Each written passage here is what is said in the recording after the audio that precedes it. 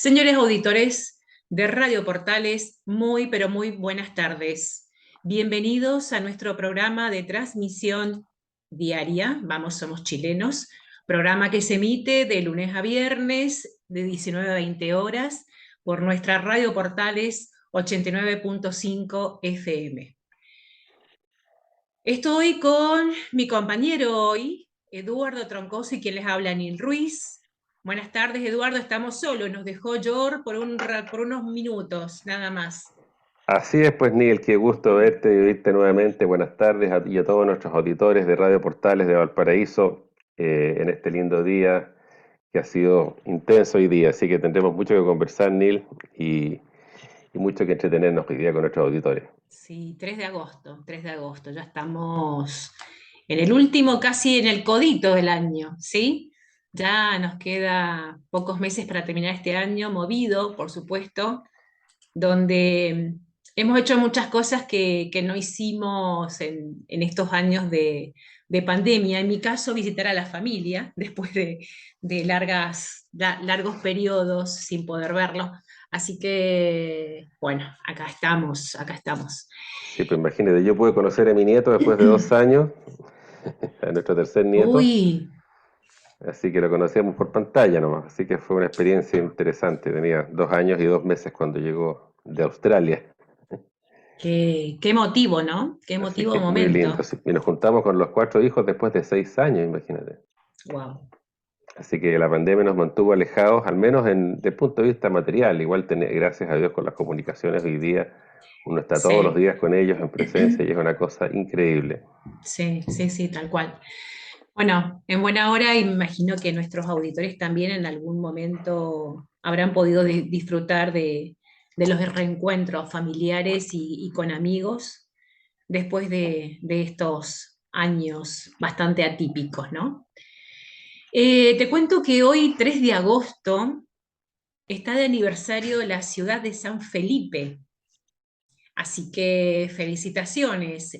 La ciudad de San Felipe, cuyo nombre completo fue San Felipe del Real, el Real en sus comienzos, eh, está hoy de aniversario. Así que están cumpliendo 78 años, no, ¿cuántos años?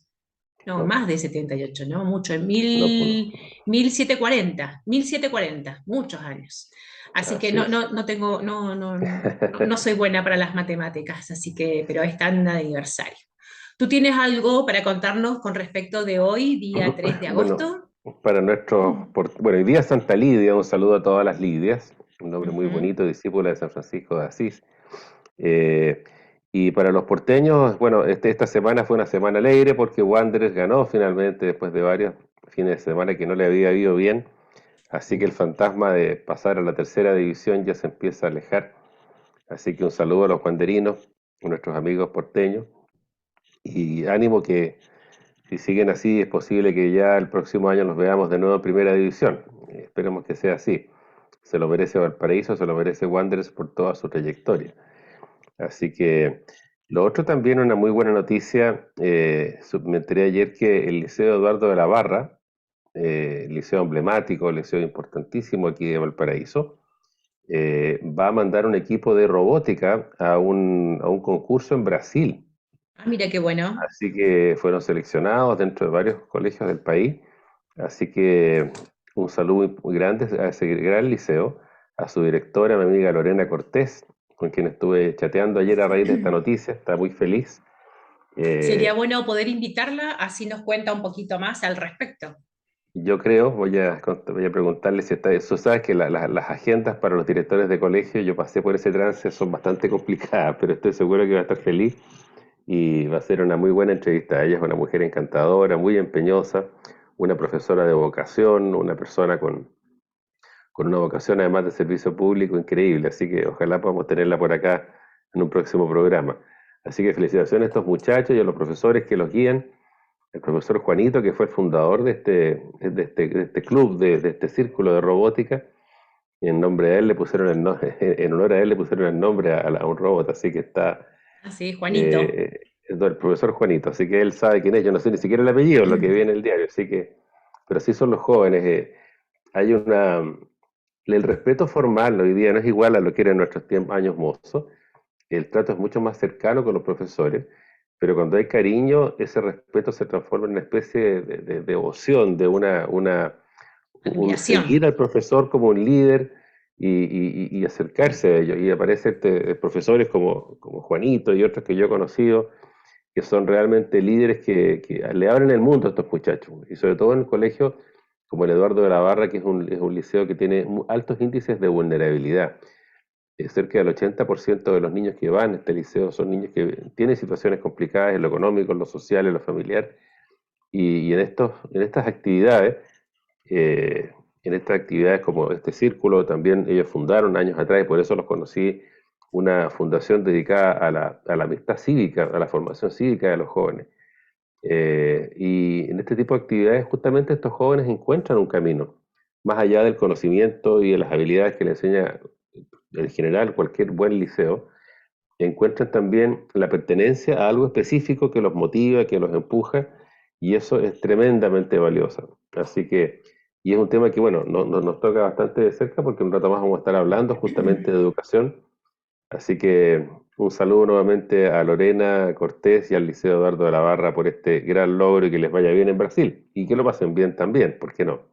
Por supuesto, un saludo para ellos y felicitaciones porque realmente lograr estar en una competencia tan importante y más siendo de un colegio con la situación de la cual ellos provienen es más que mérito. Así que un loable reconocimiento, ¿no? Así es, pues.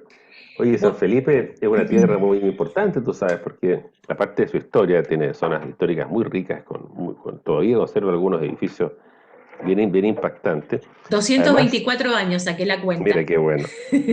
Además, tiene una tremenda importancia en la historia del vino.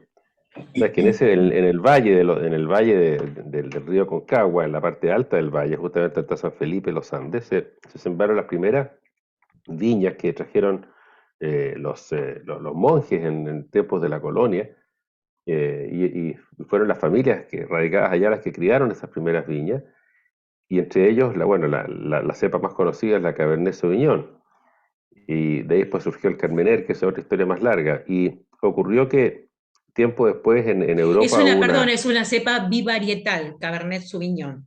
Es una mezcla. Bueno, claro, pero siempre se ha criado, se ha trabajado juntas. ¿No? Ujú. Y pasó que tiempo después en Europa hubo una peste, la filoxera, que eliminó, mató todas las viñas viñateras, particularmente las de la cepa Cabernet Sauvignon, o las cepas Cabernet Sauvignon. Y tuvieron que venir a Chile a rescatar cepas, parras, digamos, viñas, plantas de viña para poder replantarlas en Europa. Así que el vino que se toma hoy día, Cabernet Sauvignon, proveniente de Francia, es vino chileno, o sea, vino Ujú. originalmente de viña Original. chilena, siendo el chileno, Bien. por supuesto, original también de Francia en su tiempo. O sea, fue una devolución, una devolución enológica. Así que, Ujú. aparte tiene otras importancias e historias San Felipe y es una ciudad muy interesante, y junto con los Andes forman un centro urbano, eh, donde está además el santuario de Santa Teresita, entre las dos ciudades que estuvo, como tú sabes, tuvo su día hace pocos días también Santa Teresita de los Andes, nuestra primera santa. Así que un saludo a los sanfelipeños, En su día, estarán celebrando orgulloso hoy día. por supuesto, por supuesto. Bueno, Eduardo, te cuento que leyendo un poco de noticias de la región, no hay muchas noticias positivas. No, Mucha delincuencia, muchos actos delictivos. Eh, Realmente es compleja la situación. Estaba escuchando de que cada 41 minutos hay un robo violento en Chile. Imagínate, a la bueno, situación que hemos llegado. Estaba recordando que la semana pasada habíamos hablado de las tres vertientes relacionadas con lo que es la delincuencia específicamente. Eh, la política en los colegios, cómo se ha metido, el conflicto mapuche. Ahora el gobierno descarta el estado o el posible estado de excepción en el norte. También está complicado con lo que es el tren de Aragua, Aragua. sí, sí. Entonces, Esa es una de las bandas internacionales que ha entrado por la vía de la inmigración ilegal, bueno, pero hay dice otras. que uno de los principales ingresó al país eh, camuflado, oculto, obviamente por las vías ilegales, pero hay otra de las personas entró por la vía legal y no le pidieron ningún tipo de antecedente, que eso es muchas veces algo bastante cuestionable a la hora del día, ¿no?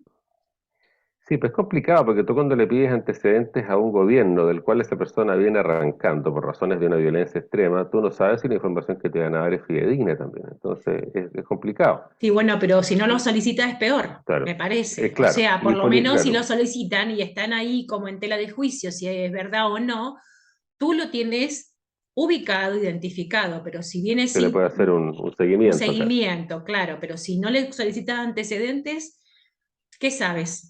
Sí, yo no sé si la inmigración como tal constituye una especie de cuarta vertiente, porque hablamos de la delincuencia organizada, que es la que mantiene todas estas bandas funcionando. Hablamos de la violencia política que se manifiesta en los colegios y en las protestas que se hacen casi todas las semanas o todas las semanas, que destruyen una barbaridad, y está en estos conflictos étnico-terroristas, o sea, que usan la causa mapuche como pretexto para generar terrorismo, especialmente hoy día, pero se está extendiendo en la zona sur.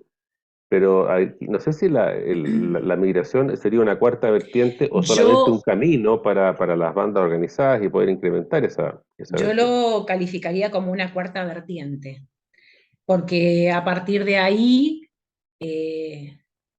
antes del 2019, la inmigración no era tan descontrolada y antes del 2000, ¿qué sería? 19, sí, no era Un tan poquito antes, porque descontrolada, sí. el grueso de la inmigración haitiana llegó entre el 2018 y el 2019. 2019. Bien, pero a ver, no casillemos Mm, una y la personas de venezolana un del país, partido del claro. 2016, que diría yo. Pero claro, pero esto partió más o menos entre el 2014-2015, partió incrementándose, junto con dos fenómenos, uno con la crisis social y política venezolana, y con esta inmigración haitiana a raíz de este acuerdo que hubo con Naciones Unidas, ¿verdad? Que de traer una cantidad importante de haitianos para acá. Pero yo, por ejemplo, yo lo calificaría dentro de una de las vertientes, pero obviamente no echando la culpa a todo el grueso de la inmigración, sino que muchas personas, muchos inmigrantes, muchos locales, muchos que no son locales, utilizarían esta posibilidad de poder trasladarse a distintos lugares, distintas regiones, sin documentación, para seguir cometiendo los delitos. Eso en primer lugar. Y por otro lado, Sí, hay un dicho que dice el público se renueva. Entonces, si van a un lugar totalmente distinto, no saben cómo es el modus operandi de estas organizaciones, obviamente siempre van a encontrar a las personas que no están informadas o a los desprotegidos, como, a ver, pensemos, un adulto mayor que está sin la información debidamente actualizada con respecto del actuar de estas bandas y así pueden cometer sus delitos. Eh, sí. Sí, yo quisiera enfatizar lo que tú dices y nunca hay que dejar de insistirlo. La culpa no es de los inmigrantes. no, La para gran nada. mayoría de los inmigrantes es gente que está buscando un camino como lo hiciste tú, como lo hicieron mis ¿Sí? padres en Brasil y nuestros antepasados que llegaron de España a otros lados a este continente buscando la supervivencia. Eh, y eso es muy legítimo y es muy necesario y además le hace muy bien a la sociedad que se vaya renovando con diferentes corrientes culturales. Eh, Así que la inmigración en sí no es mala y el fenómeno en sí es bueno, necesario y en algunos casos es debido a muerte. El problema es la utilización de esta corriente migratoria como un vehículo para poder importar delincuencia, terrorismo y otros problemas, problemas sanitarios también que afortunadamente son menores y son manejables, pero la delincuencia y el terrorismo que se traen articulados por gente que no son inmigrantes, sino que son líderes, tanto delincuentes como políticos, para poder importar a esta gente para hacerse parte de las bandas o hacerse parte de los grupos terroristas, ese es el problema. Entonces el problema no está en Sí. los inmigrantes, está en quién los trae. ¿Y por qué y para qué totalmente. los trae? Y aparte de eso, tienen un bagaje con respecto a su cultura, ¿no? Un bagaje cultural bastante específico. Entonces, eso, ellos mismos adoctrinan a personas y son escuelas de adoctrinamiento. Entonces, van reclutando personas de distintos lugares para que, bueno, obviamente poder ir mejorando sus estrategias o cambiando las técnicas, ¿no? Las tácticas utilizadas. Y el problema, pues, Neil, es que si el Estado no se pone al día, no invierte, no respalda a sus fuerzas policiales, es imposible que esto se pueda manejar.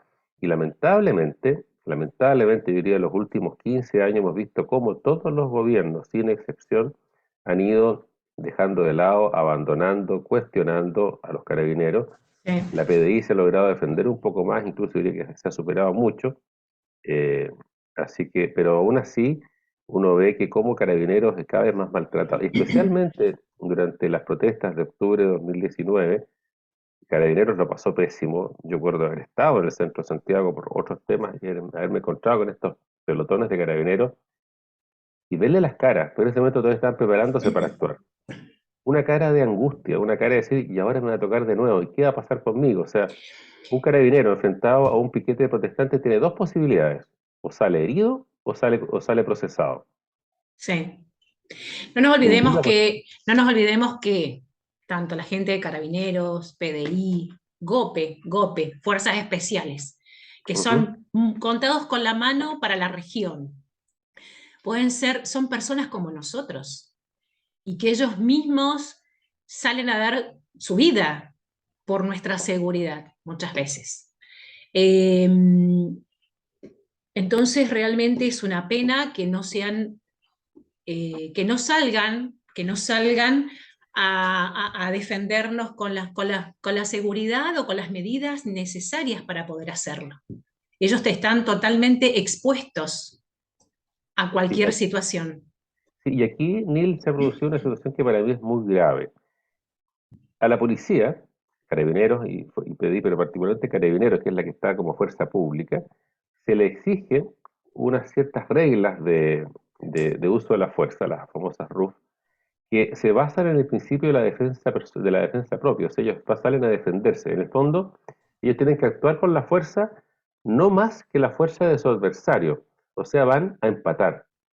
En todo el resto del mundo, Neil, especialmente en los países civilizados, la policía sale con fuerza abrumadora, sale a derrotar al delincuente, a reprimirlo y a sujetarlo, a impedirle que actúe. En cambio, en Chile sale con suerte a empatar como si fuera una competencia deportiva, en que tiene que ir con el mismo hándicap.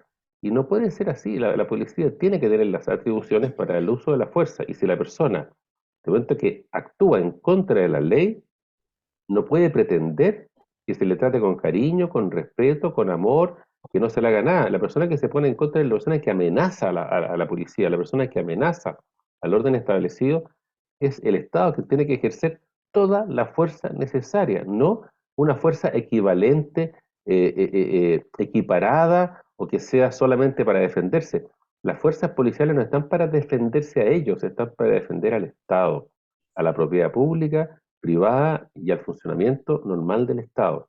Entonces da pena, da rabia ver cómo los carabineros tienen que estar parados mirando cómo los tipos hacen destrozos, porque saben que si intervienen van a ser juzgados como criminales.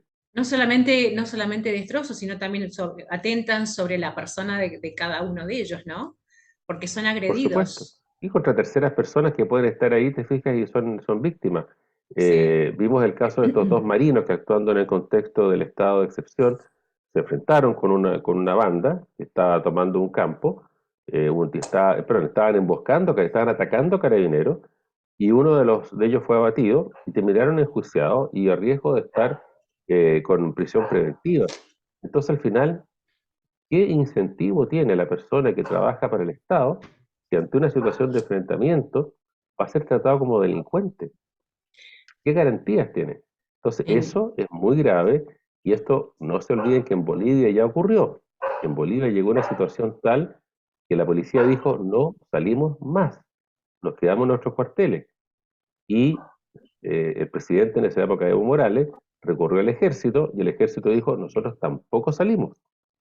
Se quedaron en sus cuarteles. ¿Y qué resultó de eso? Que el gobierno cayó y tuvo que arrancarse de Bolivia Evo Morales.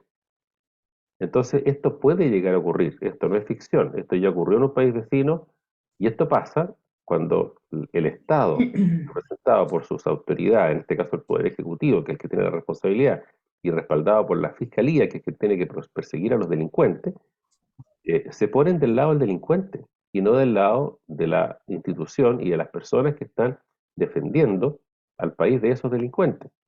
Sí, Así que sí, es esa complicado. esa es una de las causas de fondo de la violencia, la incapacidad de poder enfrentarla. Totalmente. Y con esto del estado de excepción en el norte también está complicado por todas estas bandas y por lo que estamos enumerando en este momento con respecto de el ingreso no controlado de, de extranjeros, ¿no? De inmigrantes, y estas bandas, o esta banda específicamente, que es una de las más conocidas, se ha afianzado, incluso se atrevió a amenazar a carabineros. Así es. Es como que están midiendo fuerzas, a ver quién tiene más poder en la zona, quién puede lograr su cometido, quién manda. Y un poco lo que hace en el sur, ¿verdad? Este señor Yaitul y otros más que están amenazando también que el Estado toma palco. O sea, recién el gobierno, después de muchas presiones, entabló una querella por sus declaraciones, pero sabemos que eso no llega a ninguna parte. O sea, ¿Qué novedades que, hay con respecto en esta semana? Que nos quedamos la semana pasada con la novedad de que estaba la querella con respecto de Yaitul. bueno, inicialmente el gobierno había descartado bajo el argumento de que las declaraciones expresaban ideas y las ideas no se podían perseguir. Finalmente, después de la presión de la propia Pero fiscalía. hay una incitación ahí. ¿Cómo que no? Exactamente, eso es un delito, Claro. pero la postura del gobierno era que no iban a perseguir ideas. Y finalmente, con la presión que tuvieron de los propios partidos políticos y de la propia fiscalía, fueron emplazados, porque si en este caso, bajo la Ley de Seguridad Interior del Estado, el gobierno, el Ejecutivo no hace una querella, la ley no funciona. Esa Claro. ley solo funciona cuando es invocada por el gobierno. Entonces se vieron obligados finalmente a hacer lo que habían descartado hacer. Conversábamos fuera de cámara hace un rato, fuera de micrófono, ¿verdad? El gobierno descarta una cosa, pero después se ve obligado a hacerlo porque las circunstancias lo hacen imperativo. O sea, cuando un presidente jura o cuando un ministro jura, no solamente jura estar en el cargo durante 4 años, jura cumplir y hacer cumplir la ley. Entonces, cuando hay un delito flagrante, público, y el gobierno, la autoridad pertinente, no hace uso de las herramientas jurídicas, está violando un juramento. Aparte que puede ser o no acusado constitucionalmente, hay un tema que es mucho más de fondo. Está violando la confianza pública, la confianza de las personas que lo eligieron y aquellos que, si bien no votaron por ello, confiaron en un proceso democrático para que esas personas asumieran un cargo de autoridad. Entonces, el tema del juramento no es chacota, es muy serio. Y en este caso, los gobiernos, y no solamente este, y debo ser justo en ese aspecto, no han hecho el trabajo de cumplir y hacer cumplir la ley. Y permiten, gente como Yaustul, como los líderes del Tren de Aragua, declaren de forma pública y notoria los delitos que están haciendo y los que van a hacer, o los que han hecho, o se adjudiquen los que han hecho, y, y el gobierno, por evitar un conflicto mayor, por evitar comprometerse, o por evitar o por no poder usar la fuerza policial ante esta falta de respaldo y por estas reglas de uso de la fuerza que son absurdas, eh, se amarra de manos solo y trata de hacerle el quita al conflicto, como dicen los guasos, quitarle el poto a la jeringa, que me disculpen los auditores, pero hacerle quita cuando el conflicto, la única forma de que un conflicto crezca es evitándolo. Cuando Claro. el conflicto ya está planteado, o se enfrenta o crece, no hay otra posibilidad. Sí. Para nuestros auditores que no están informados al respecto, Yaitul es el líder de la CAM.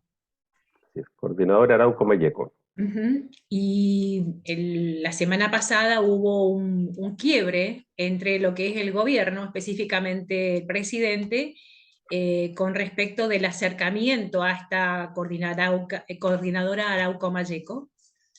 Eh, Así que bueno, estamos ahí, todavía no hay decisiones o definiciones al respecto, pero está esta causa pendiente y obviamente esto causó bastantes controversias por respecto del actuar del gobierno, ¿no? La inercia o no, el no actuar del gobierno, seguramente.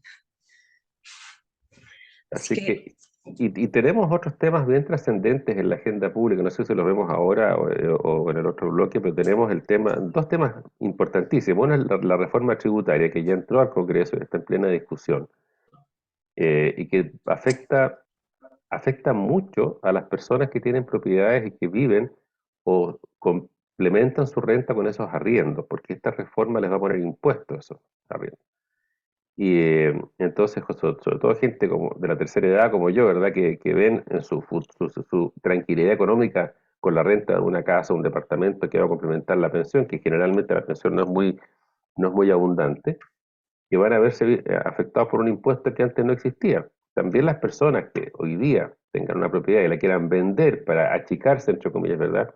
Por ejemplo, en mi caso, yo tengo una casa en la cual viví con mis 4 hijos y ahora estoy solo, sin mis hijos.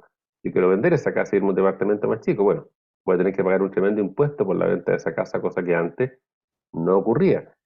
Entonces, aparte, eh, convengamos que tú ya pagas un impuesto por tener la casa. Las por contribuciones es supuesto, un pago las impuesto, contribuciones. claro, es un impuesto que se paga trimestralmente por tener una propiedad, un bien raíz.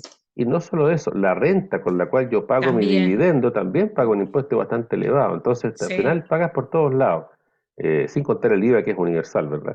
sí. Entonces, esto no, pretender recaudar el 4% del Producto Bruto por una reforma tributaria es ponerle un frenazo a la economía, no importa cómo tú lo hagas. Y cuando el impuesto se dice, entre comillas, que va a los ricos, no sé cómo definen los ricos, pero al final todo eso pasa a costo y ese costo al final lo pagan todos. Es imposible, por ejemplo, que si yo tengo una empresa y por tener una empresa me declaran rico, pero me suben los costos porque pago más impuestos, al final eso se va a trasladar a precio y lo van a pagar los clientes. Entonces, cuando la economía tú le sacas plata, el frenazo siempre ocurre. Y en el peor momento, estamos hoy día con crecimiento casi cero, después de un primer semestre que no fue malo, que tuvo un crecimiento, porque se comparó con un año muy duro, pero el próximo año ya estamos enfrentando una posible recesión. Y justo ahora quieren poner entonces yo espero que prime la cordura, que el señor Marcel, que es un profesional, que sabe muy bien lo que hace, logre hacer su análisis de conciencia entre lo que su conciencia profesional de economista le dicta y lo que su jefe, el presidente de la República, le está tratando de imponer. Yo creo, y es un pronóstico quizás audaz, que Mario Marcel no va a durar mucho, porque va a llegar un punto en que se va a romper, porque su profesionalismo, espero, le va a impedir seguir haciendo algo que va a destruir la economía del país. Eh, y, y el otro tema que está también en carpeta, que es muy Mira, importante, espérate, es... te voy a Sí, por cortar, te favor. voy a cortar porque se nos fue el tiempo y nos van a Ya, cortar ok. en cualquier momento la cabeza de la radio. Pero te invito a que continuemos con esto en el segundo bloque, ¿te parece? Y Perfecto. tenemos unos invitados especiales. Así Así que, es, ahí los anunciamos. señores auditores, los invito a que nos sigan escuchando en el siguiente segmento. Gracias, hasta luego.